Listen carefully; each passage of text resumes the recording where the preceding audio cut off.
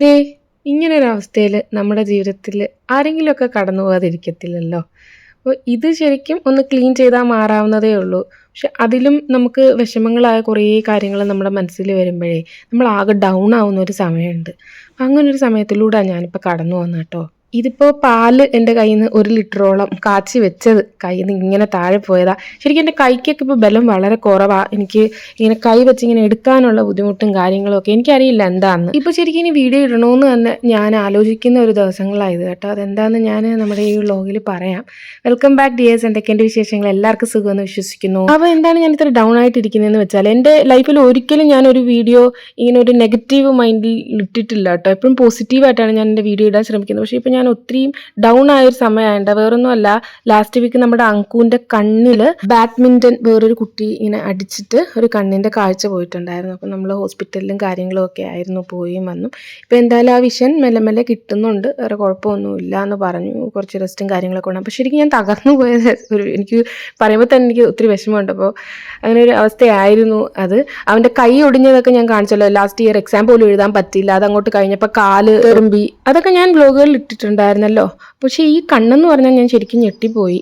ഇപ്പം എല്ലാം റെഡിയായി വരുന്നുണ്ട് ചെറുതായിട്ട്. അപ്പോൾ എനിക്കും കണ്ണ് ആ സമയത്തൊന്ന് ടെസ്റ്റ് ചെയ്തപ്പോൾ കണ്ണാടി വെക്കണമെന്ന് തോന്നി. കാരണം ഈ വീഡിയോ ഒക്കെ നമ്മൾ എഡിറ്റ് ചെയ്യുമ്പോൾ എനിക്കൊന്നും കാണാൻ പറ്റാത്തൊരവസ്ഥയായിരുന്നു. നമ്മൾ ഈ അക്ഷരങ്ങളൊന്നും ക്ലാരിറ്റി ഒന്നും ഇല്ലാതെ, മെയിൻലി നമ്മുടെ ഈ കൈക്ക് വിലക്കുറവ് ഇങ്ങനെയുള്ള സംഭവങ്ങളൊക്കെ വരുന്നത് നമ്മുടെ മൈൻഡ് എപ്പോഴും ഡൗൺ ആകുമ്പോഴാണ്. മൈൻഡ് എപ്പോഴും പോസിറ്റീവായിട്ട് വെക്കാൻ നമ്മൾ നോക്കണം കേട്ടോ. കാരണം നമ്മുടെ കുഞ്ഞുങ്ങൾക്ക് എന്തെങ്കിലും വന്നാൽ നമ്മൾ ഒത്തിരി ഡൗൺ ആയിപ്പോവും. നമ്മുടെ വീട്ടിലും അത് അഫക്റ്റ് ചെയ്യാൻ തുടങ്ങിയായിരുന്നു. ഇത് കണ്ടോ, പുട്ട് തനിയെ തന്നെ കുറ്റിന്ന് താഴെ വന്ന് വീണ് കിടക്കുമായിരുന്നു. എനിക്കറിയില്ല, ഞാൻ ആകെ ഡിസ്റ്റർബ്ഡ് ആയ കുറച്ച് ദിവസങ്ങളായിരുന്നു. അതുപോലെ തന്നെ ഫ്രിഡ്ജിൽ നിന്ന് ഓരോ സാധനങ്ങൾ, ഇതേ ഒരു കറിയായിരുന്നു താഴെ മുഴുവൻ പോയി. അത് ഞാൻ ക്ലീൻ ചെയ്തതിന് ശേഷമാണ് ഞാൻ വീഡിയോ എടുത്തത്. ഞാൻ പറഞ്ഞല്ലോ, വീഡിയോ എനിക്ക് ഇഷ്ടമാണ് വീഡിയോ എടുക്കാനും കാര്യങ്ങളും. പക്ഷേ ഈ സമയത്ത് എനിക്ക് അതിൽ കോൺസെൻട്രേറ്റ് ചെയ്യാൻ പറ്റുന്നില്ല. അപ്പോൾ ഞാൻ വിചാരിച്ചു ഇനി വീഡിയോ ഇടണമെന്ന് തന്നെ ഞാൻ ചിന്തിക്കാറുണ്ട്. ഞാൻ ഷോർട്സ് ഒക്കെ കറക്റ്റായിട്ട് നിങ്ങൾ കാണാറുണ്ടായിരുന്നല്ലോ, കുഞ്ഞായാലും എനിക്ക് ഇഷ്ടമായിരുന്നു അത് ഇടാൻ. പക്ഷെ ഇപ്പം എന്തോ മൈൻഡ് അങ്ങ് മാറുന്ന പോലെ. പിന്നെ പാലും ഒക്കെ ഇങ്ങനെ തിളച്ച് കളഞ്ഞതാ. പിന്നെ ഇവിടെ മൊത്തത്തിൽ കൊടുങ്കാറ്റും പേമാരിയുമായിരുന്നു. ചൂടാണ് എങ്കിലും ആന്തിയും മഴയും രാത്രി മുഴുവൻ നമ്മുടെ ഗുൽമോഹർ മരങ്ങളൊക്കെ അങ്ങനെ മറിഞ്ഞു വീണിട്ടുണ്ടായിരുന്നു. അപ്പുറത്തെ സൈഡിൽ നമ്മുടെ റൂമിനപ്പുറത്തുള്ള 2 മരം വീണത് ഭാഗ്യം കൊണ്ട് നമ്മുടെ വീട്ടിൽ വന്നില്ലല്ലേ, നമ്മുടെ ദേഹത്ത് വീണായിരുന്നു. ഇത് ഗുൽമോഹർ പൂവാ, നല്ല ഭംഗിയല്ലേ ഇത്. അങ്കു കണ്ണിനൊക്കെ അസുഖം, അതായത് പ്രശ്നം വരുന്നതിന് മുന്നേ, എനിക്ക് അവിടെ നിന്ന് സ്കൂളിൽ പോകുന്നതിന് മുന്നേ അവൻ കൊണ്ടുവന്നതാണ്. ശരിക്കും ഞാൻ ഈ വോയിസ് ഓവർ കൊടുക്കുമ്പോഴും എനിക്ക് ഭയങ്കര സങ്കടമുണ്ട്. കാരണം ഞാൻ പറഞ്ഞല്ലോ, നമ്മുടെ കുഞ്ഞുങ്ങൾക്ക് എന്തെങ്കിലും പറ്റിയാലും നമ്മളെ അല്ലാതാകുന്നൊരവസ്ഥയാണ്. അതേ ഗുൽമോഹർ ചെടിയുടെ ഇലയും കാര്യങ്ങളൊക്കെ കണ്ടില്ലേ. ഇതായിരുന്നു ഞാൻ പറഞ്ഞില്ലേ, നമ്മുടെ റൂമിന് 2 റൂമിനും അപ്പുറത്ത് നിന്ന മരങ്ങൾ ഇങ്ങനെ വീണേ. അത് ശരിക്കും ആ 2 റൂമിൻ്റെയും തൊട്ട് ചേർന്നാണ് വീണത്. അതൊക്കെ അവർ മാറ്റിയെടുത്തോണ്ട് പോകുന്നുണ്ട്. രാത്രിയിൽ പേമാരിയും മഴയും കാര്യങ്ങളും ഒക്കെയാണ്. രാവിലെ ആകുമ്പോൾ നല്ല വെയിലും, എന്താ വല്ലാത്തൊരു ക്ലൈമറ്റാണ്. നമ്മുടെ മാങ്ങയൊക്കെ ഒരുവിധം ഒന്ന് വളർന്നപ്പോഴേ ആളുകളെല്ലാം കൊണ്ടുപോകും. അപ്പം ഞാൻ വെച്ച് കുറച്ച് ഞാൻ ഇങ്ങനെ പറിച്ചു വെക്കാം, കാരണം ഒരുപാടുണ്ട്. അപ്പം നമ്മളിങ്ങനെ കണ്ട് വന്നിട്ട് നമുക്ക് എന്തെങ്കിലും ചെയ്യേണ്ടതെന്ന് വെച്ചിട്ട് ഞാൻ കുറേ പൊട്ടിച്ചു. 2 മാവ്, നമ്മുടെ മാവ് കേട്ടോ, നമ്മുടെ ബാക്കിൽ ഞാൻ എപ്പോഴും കാണിച്ചുകൊണ്ടിരുന്ന ആ മാവിൽ നിന്ന് കുറച്ച് ഞാൻ പൊട്ടിച്ചിട്ടുണ്ടായിരുന്നു. ഇതൊക്കെ നേരത്തെ ഞാൻ എടുത്തു വെച്ചിട്ടുണ്ടായിരുന്നതാണ്. എനിക്ക് വീഡിയോ ഇടാനുള്ളൊരു മാനസികാവസ്ഥ ഉണ്ടായിരുന്നില്ല. പക്ഷെ എന്നാലും എൻ്റെ ഒരു എന്താ പറയുക, ഒരു റൂട്ടീനായി പോയി വീഡിയോ എടുക്കുക ഇടുക. അത് ഇടാതിരിക്കുമ്പോഴും എനിക്കെന്തോ ഒരു വിഷമം പോലെ ആയിരുന്നു. ദേ മാങ്ങ ഉണ്ട്, 2 ടൈപ്പിലേ ഉണ്ട്. അപ്പോൾ അത് അണ്ടിക്കൂടൊന്നും മുത്തിയിട്ടുണ്ടായിരുന്നില്ലെങ്കിൽ ഞാൻ കുറച്ച് മാങ്ങ, നമ്മുടെ തൈര് മാങ്ങ പോലെ, ഞാൻ കുറച്ച് ഷോർട്സൊക്കെ ഞാൻ കുറേ ഇട്ടിട്ടുണ്ടായിരുന്നു ഇട സമയത്ത്. കാരണം അങ്കൂന് കൈ ഒടിഞ്ഞും കാലൊടിഞ്ഞ ആ സമയത്തൊക്കെ ഞാൻ ഷോർട്സ് ആയിട്ടാവും ലോങ് വീഡിയോ ഒക്കെ ആയിട്ട് ഇട്ടിരുന്നത്. അപ്പോൾ ഈ കണ്ണിന് വന്നപ്പോൾ എനിക്ക് ഒരുപാട് വിഷമം വന്നു. എനിക്ക് വീഡിയോ ഇടണമെന്നില്ല, ഞാൻ നിർത്തിയാലോ എന്ന് തന്നെ വെച്ചതാണ്. പക്ഷെ ഇപ്പം ഞാൻ റിക്കവറായി വരുന്നുണ്ട്. കാരണം ഇതൊക്കെ ശരിക്കും നമ്മൾ വീഡിയോ ഇടുമ്പോൾ എന്തോ എനിക്കൊരു സമാധാനവും കിട്ടുന്നുണ്ട്. എനിക്കറിയില്ല എന്താണ് എൻ്റെ മൈൻഡിലൂടെ ഇപ്പം നടക്കുന്നതെന്നൊന്നും. അപ്പം നമ്മുടെ അതേ ഞാൻ പറഞ്ഞില്ല, അണ്ടിക്കൂടും മുറ്റോത്ത മാങ്ങയായിരുന്നു. അതിനകത്ത് ഞാൻ അരിഞ്ഞിട്ട് കുറച്ച് കായപ്പൊടിയും മുളക് പൊടിയും ഉപ്പും കൂടെ ഒന്ന് പെരട്ടി ഹോൾ നൈറ്റ് അങ്ങ് വെക്കുകയാണ്. ഉച്ചയ്ക്ക് ശേഷം ഞാൻ അരിഞ്ഞ് വെച്ചതാണ്.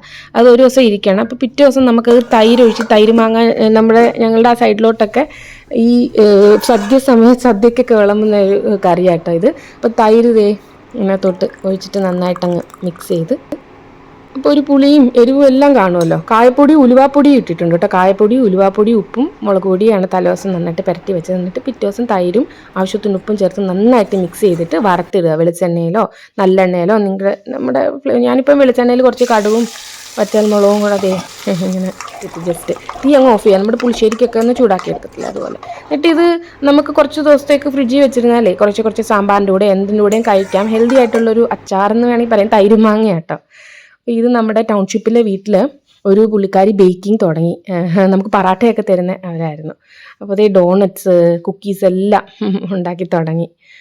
അതിൽ ഫസ്റ്റ് ഡേ ആയപ്പോൾ എനിക്ക് ഇതേ കുക്കീസും ഇങ്ങനത്തെ ഈ ടീ കേക്കും വീട്ടിൽ വെറുതെ കൊണ്ടു തന്നു കേട്ടോ, അവർ തുടങ്ങിയെന്ന് പറഞ്ഞിട്ട്. അപ്പോൾ ഞാൻ ആദ്യം കാണിച്ച് ഓർഡർ ചെയ്തായിരുന്നു ഞാൻ. പിന്നെ നമ്മുടെ കുക്കീസും ഡോണറ്റ്സും ഒക്കെ സംഭവം നല്ലതാണ്. ഓരോരുത്തരുടെ പാഷൻ ഓരോ രീതിയാണല്ലോ. ഇതിനിടയ്ക്ക് ഞാൻ 2 ആഴ്ച മുന്നത്തെ ഒരു ഷോർട്സിൽ ഞാൻ പറഞ്ഞിട്ടുണ്ടായിരുന്നില്ലേ എൻ്റെ തൊണ്ടയിൽ എല്ല് കുടുങ്ങിയിട്ട്. അതായത് നമ്മുടെ ഇവിടെ ഫുഡ് കോർട്ടിൽ വീണ്ടും ഗ്യാസിന്റെ ക്ഷാമം കഴിഞ്ഞതിന് ശേഷം അവർ തുറന്നിട്ടുണ്ടായിരുന്നു. ഫസ്റ്റ് ഡേ തന്തൂരി ചിക്കനും സ്പെഷ്യലൊക്കെ ഉണ്ടായിരുന്നു. അത് ഓർഡർ ചെയ്ത് കഴിച്ചപ്പോൾ തൊണ്ടയിൽ അങ്ങ് കുടുങ്ങി. പിന്നെ അതും ഒരു ഇഷ്യൂ ആയിരുന്നു. പറവൽ എന്ന് പറഞ്ഞൊരു സംഭവമാണിത്. നമ്മുടെ നാട്ടിൽ ഇത് കിട്ടുമെന്ന് എനിക്കറിയത്തില്ല കേട്ടോ. രാത്രി വാങ്ങി വന്നതാണ്. രാത്രി ശരിക്കും കോവയ്ക്കെന്ന് പറഞ്ഞ് വാങ്ങിച്ചുകൊണ്ട് വന്നതാണ്. എനിക്കിത് ഒരുപാട് ഇഷ്ടമുള്ളൊരു പച്ചക്കറിയാണ്. ഇത് ജസ്റ്റ് ഒന്ന് മെഴുക്കുവരട്ടി കഴിച്ചാൽ ഇത് നല്ല ഗുണമുള്ളൊരു പച്ചക്കറിയാണ്. ഇതിനെ സീഡോടുകൂടി കഴിക്കണം എന്നാണ് പറയുന്നത്. ഇവിടെ ഉള്ളൊരു ഉരുളക്കിഴങ്ങിൻ്റെ കൂടെ ഒക്കെ ഇടും. പക്ഷേ എനിക്ക് ഉരുളക്കിഴങ്ങ് ഇല്ലാതെ ജസ്റ്റ് ഇത് മെഴുക്കുവരട്ടി കഴിക്കുന്നത് ഇഷ്ടം. നമ്മുടെ കോവയ്ക്ക മെഴുക്കുവരട്ടിയുടെ ടേസ്റ്റിൽ ഒരു പ്രത്യേക ടേസ്റ്റാണിത്. ഇത് ഇങ്ങനെ കട്ട് ചെയ്യുമ്പോൾ അകത്ത് പടവലങ്ങ പോലെ ഇരിക്കും. കാണാൻ വലിയ കോവയ്ക്കാണെങ്കിൽ അകത്ത് പടവലങ്ങ പോലെയാണ്, സ്പഞ്ച് ഗാർഡ് പോലെ. അത് ഇങ്ങനെ മുറിച്ച് രണ്ടാക്കിയിട്ട് അതിൻ്റെ തൊലി ഇങ്ങനെ ഒന്ന് ചിരണ്ടി കൊടുത്തിട്ട് ജസ്റ്റ് മഞ്ഞൾപ്പൊടി ഉപ്പും ഒക്കെ എണ്ണയിൽ ഇട്ട് ഒന്ന് തിരുമ്മി ആവശ്യത്തിന് മുളക് പൊടിയൊക്കെ എരിവിന് ചേർത്തിട്ട് അടച്ച്. ഞാൻ നേരത്തെ ടിപ്പ് പറഞ്ഞിട്ടുണ്ട്, നമ്മൾ എന്തെങ്കിലും മെഴുക്ക് പുരട്ടുമ്പോൾ കുറച്ച് വെള്ളം തളിച്ച് കൊടുത്തിട്ട് അടച്ച അടപ്പിലും കുറച്ച് വെള്ളം വെച്ചിട്ട് വറ്റുന്നതിന് മുന്നേ എടുത്താൽ അത് അങ്ങനെ അടുക്കി പിടിക്കത്തില്ല കേട്ടോ. ഇതിൻ്റെ കൂടെ ഒരു മത്തങ്ങ എരിശ്ശേരിയും വെച്ചു.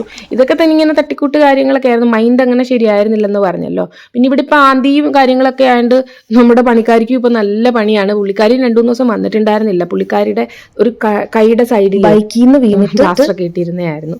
അപ്പോൾ വീണ്ടും വന്നു തുടങ്ങി. അപ്പോൾ അതേ മാങ്ങയുടെ സീസൺ തുടങ്ങിയതുകൊണ്ട് ഞാനിപ്പോൾ മാംഗോ സ്മൂത്തി ഇതുപോലെ ഇങ്ങനെ അടിച്ചിട്ട് പഞ്ചസാര ഒന്നും ഇടുന്നില്ല കേട്ടോ, ജസ്റ്റ് കുറുക്കി ഇങ്ങനെ അങ്ങ് കഴിക്കും. ഈ ചൂടുകാലത്ത് പഴുത്ത മാങ്ങ ശരിക്കും ചൂടാണ്, പക്ഷെ ഞാൻ അടിച്ചു കുടിക്കും കേട്ടോ. എന്നെ പച്ചമാങ്ങ തണുപ്പാണ്. ഇവിടെ ഉള്ളവർ ആമ്പന്ന എന്നൊക്കെ പറഞ്ഞ് അടിച്ചു കുടിക്കുന്നത് വെച്ചാൽ ശരീരം തണുക്കാനാണ്. പച്ചമാങ്ങ തണുപ്പും പഴുത്തമാങ്ങ ചൂടുവാ. പക്ഷെ എനിക്ക് പഴുത്തമാങ്ങ തന്നെ ഇഷ്ടം കേട്ടോ. 1 മാസമായി നമ്മുടെ ഗോതമ്പ് മാവ് പൊട്ടിക്കാറായിട്ട്. കാരണം വേറെ ഒന്നുമല്ല, ഇപ്പോൾ ചപ്പാത്തി ഉണ്ടാക്കുന്ന കുറവായിരുന്നു. നമ്മുടെ ഗ്യാസ് ക്ഷാമമായതുകൊണ്ട് ദോശ ഇഡ്ഡലിയൊക്കെ തന്നെ ആയിരുന്നല്ലോ. ഞാൻ കുറച്ച് പൂരി ഉണ്ടാക്കാന്ന് വെച്ചിട്ടേ അജ്വനും മുളക് പൊടി ഉപ്പും ഒക്കെ ഇട്ട് പൂരിയുടെ മാവ് ഇങ്ങനെ കുഴച്ച് വെച്ചിട്ട് ചുമന്ന പൂരി ഉണ്ടാക്കിയെടുക്കുക. അപ്പോൾ കുറേ നാളായി നമ്മൾ പൂരി ഉണ്ടാക്കിയിട്ട്. പൂരി ഇഷ്ടമുള്ളൊരു സംഭവം തന്നെയാണ്. അൺഹെൽത്തിയാന്ന് പറഞ്ഞാലും ഇടയ്ക്കൊക്കെ നമുക്ക് കഴിക്കാൻ തോന്നുമല്ലോ. അപ്പോൾ ഞാൻ ഈ രീതിയിലാണ് ചില ദിവസങ്ങളിൽ പൂരി ഉണ്ടാക്കുന്നത്. അതിൻ്റെ കൂടെ എന്തെങ്കിലും ഒരു മുട്ട ഇങ്ങനെ ജസ്റ്റ് സ്ക്രാമ്പിൾ ചെയ്ത് വെച്ചോ, എന്തെങ്കിലും പെട്ടെന്ന് കഴിക്കുകയും ചെയ്യാമല്ലോ. ഞാൻ പറഞ്ഞല്ലോ, 1 ആഴ്ച അങ്കു ഇവിടെ തന്നെ ഉണ്ടായിരുന്നു. കണ്ണ് എനിക്കത് പറയാൻ പറ്റത്തില്ല, ഇങ്ങനെ കണ്ണ് മൂടി അവൻ ഇരുന്നേയല്ലേ, ഒന്നും ചെയ്യാൻ പറ്റാതെ ഒരുപാട് സങ്കടപ്പെട്ട ഒരു സമയമായിരുന്നു. അവൻ ഭക്ഷണം ഒന്നും കഴിക്കുന്നുണ്ടായിരുന്നില്ല. അവന് പേടിച്ചു പോയേ, കാണാൻ പറ്റാതെ വന്നപ്പോൾ അവന് ഒട്ടും കാഴ്ച ഇങ്ങനെ വരുന്നില്ല അമ്മ എന്ന് പറഞ്ഞ് കരയായിരുന്നു. അകത്ത് ബ്ലീഡിങ് ഉണ്ടായിരുന്നു, ക്ലോട്ട് ഉണ്ടായിരുന്നു, അതൊക്കെ മാറി ഇപ്പോൾ ഒന്ന് റെഡിയായി വരുന്നേ ഉള്ളൂ. അപ്പോൾ ഇപ്പം ഡോക്ടർ പറഞ്ഞു സ്കൂളിലൊക്കെ വിട്ടോ കുഴപ്പമില്ല, ഒരുപാട് അങ്ങ് എക്സ്പോഷർ ആവാതിരുന്നാൽ മതി എന്നൊക്കെ പറഞ്ഞു. അങ്ങനെ കുറച്ച് സമാധാനമായിട്ട് ഇരിക്കുകയാണ്. സമാധാനമാണെങ്കിലും കണ്ണിൻ്റെ കാര്യമാണ്ട് ഇത്രയും ടെൻഷൻ കേട്ടോ. അപ്പോൾ അതേ പൂരി ചുട്ട് വെച്ചിട്ട് ഞാൻ പിറ്റേ ദിവസം നമ്മുടെ പറാട്ട പോലെയും ചുട്ടു. ഇത് ബാക്കിയുണ്ടെങ്കിൽ മാവ് ഇങ്ങനെ പറാട്ട എനിക്ക് സത്യമായിട്ട് ഇങ്ങനെ ഉണ്ടാക്കിയിട്ടേ വെറുതെ ചായയുടെ കൂടി ഇങ്ങനെ ചുരുട്ടി കഴിക്കാൻ നല്ല ടേസ്റ്റ്. നല്ല മയം ഉണ്ടായിരുന്നു. ഇതേ നല്ല മയത്തിൽ നമ്മുടെ പറാട്ട കിട്ടിയിട്ടുണ്ടായിരുന്നു. പിന്നെ ഇതേ എന്നെയും കൊണ്ട് പാവം രാത്രിയിലെ എല്ല് കൊണ്ടിട്ട് നമ്മുടെ ക്ലിനിക്കിൽ പോയപ്പോൾ അവർ പഴമൊക്കെ കഴിക്കാൻ പറഞ്ഞപ്പോൾ നമ്മുടെ ശർമ്മയുടെ കട അടച്ചു പോയിട്ടുണ്ടായിരുന്നു. ഇത് പുറത്ത് പോയിട്ട് പഴവും കാര്യങ്ങളൊക്കെ വാങ്ങിച്ചു. തിരിച്ചു വന്നപ്പോൾ ഗേറ്റടമായിരുന്നു. പിന്നെ എങ്ങനെയെങ്കിലും പഴവും മുട്ടയൊക്കെ ആവശ്യമുള്ളതൊക്കെ വാങ്ങിച്ചു. കാരണം മുട്ടയൊക്കെ ഇങ്ങനെ കഴിക്കുമ്പോൾ നമുക്ക് സോഫ്റ്റ് ആയിട്ട് തോന്നില്ല, അങ്ങനെയുള്ള ഭക്ഷണമൊക്കെ കഴിക്കുമ്പോൾ. മുട്ട കഴിഞ്ഞിരുന്നേ അതൊക്കെ വാങ്ങിച്ചിട്ട് തിരിച്ചു അങ്കുവിനെ ഇവിടെ ഇരുത്തിയിട്ടായിരുന്നു പോയത് ഫാസ്റ്റായിട്ട്. കാരണം എനിക്ക് അത് ഇൻഫ്ലമേഷൻ വന്നിട്ടേ തൊണ്ട ശ്വാസം മുട്ടുമോ രാത്രി എന്നൊക്കെ ആകെ പേടിച്ചു പോയി. നല്ല രീതിയിൽ ഒരു വേദനയോ ഒരു ഇങ്ങനെ കൊള്ളുന്ന പോലെ തോന്നിയിട്ടുണ്ടായിരുന്നു. പക്ഷെ മുള്ളല്ലല്ലോ, അതുകൊണ്ട് വലിയ പ്രശ്നമില്ല, എല്ലാം ആയതുകൊണ്ട് പോകും എന്ന് അവർ പറഞ്ഞായിരുന്നു. സത്യം പറഞ്ഞാൽ ഇങ്ങനെയുള്ള അംഗങ്ങളൊക്കെ കഴിഞ്ഞിട്ട് സമാധാനപ്പെട്ട് ഞാനിപ്പോൾ ഒന്ന് വരുന്നേ ഉള്ളൂ. അപ്പോൾ ഞാൻ വെച്ചാൽ എന്തായാലും എനിക്കെന്തോ വീഡിയോ എടുക്കാതിരിക്കാനും മനസ്സ് വരില്ലെന്നേ. അതങ്ങ് ശീലമായിപ്പോൾ, എത്ര വർഷമായിട്ടുള്ള അല്ലേ നമ്മുടെ വീഡിയോ. അപ്പോൾ ഇതായിരുന്നു നമ്മുടെ വില്ലൻ കേട്ടോ. അന്നത്തെ തന്തൂരി ചിക്കനും പച്ചച്ചട്നിയും സാലഡും റൊട്ടിയും ഇതെല്ലാം കൂടെ ആയിരുന്നു വില്ലനായിട്ട് നമുക്ക് വന്നത്. അപ്പോൾ ഇന്നത്തെ വീഡിയോയുടെ വെച്ച് വൈൻഡപ്പ് ചെയ്യാണ്. എന്നെ സ്നേഹിക്കുന്ന എൻ്റെ എല്ലാ കൂട്ടുകാർക്കും ഒത്തിരി ഒത്തിരി സ്നേഹത്തോടെ thank you so much. Bye bye dears.